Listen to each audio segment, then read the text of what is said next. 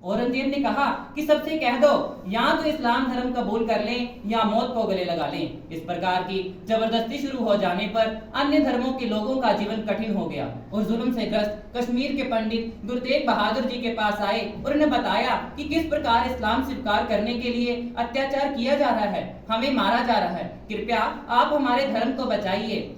कश्मीरी बोले परेशान है गुरुजी, कश्मीरी बोले परेशान है गुरुजी, दहशतगर्दी से मुस्लिम सबको बना रहा औरंगजेब नामर्दी से, औरंगजेब नामर्दी से। सोचा गुरु ने और कहा कि भारी कीमत चुकानी है, भारत देश मांग रहा, इस समय बड़ी कुर्बानी है, इस समय बड़ी कुर्बानी है।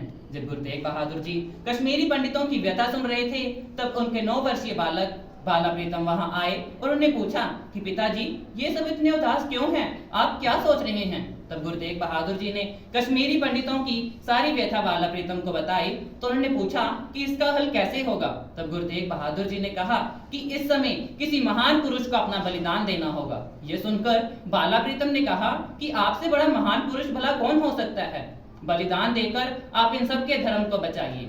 बात हुई कुछ ऐसी उस दिन धरती अंबर डोल गए, 9 साल के गुरु गोविंद सिंह जी सबके सम्मुख बोल गए।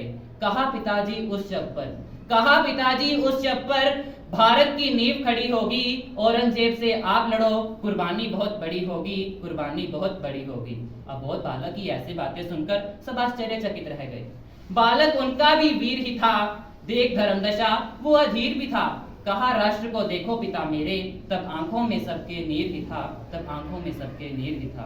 तत्पश्चात गुरु तेग बहादुर जी ने कश्मीरी पंडितों से कहा कि आप जाकर औरंगजेब से कह दें, यदि गुरु तेग बहादुर जी इस्लाम धर्म ग्रहण कर लेंगे तो उनके बाद हम सब भी इस्लाम धर्म ग्रहण कर लेंगे। ये सुनकर औरंगजेब क्रोधित हो उठा और उसने गुरु जी को बंदी बनाने का आदेश दे दिया।